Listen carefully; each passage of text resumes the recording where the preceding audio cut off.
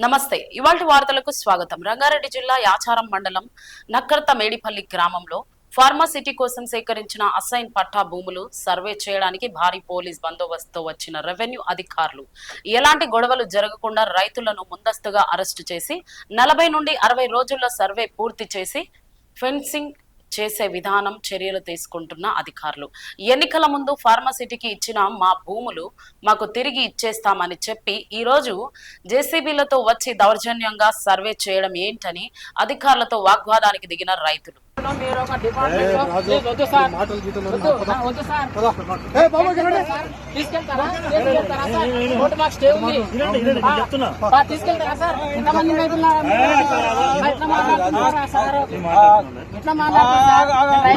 పెట్టండి రైతులు ఎంతమంది ఇట్లా చేస్తారు పెట్టండి నాకు స్టే ఉందని చెప్పినా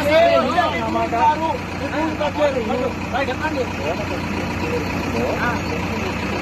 ఫెన్సింగ్ చేస్తారు ఇప్పుడు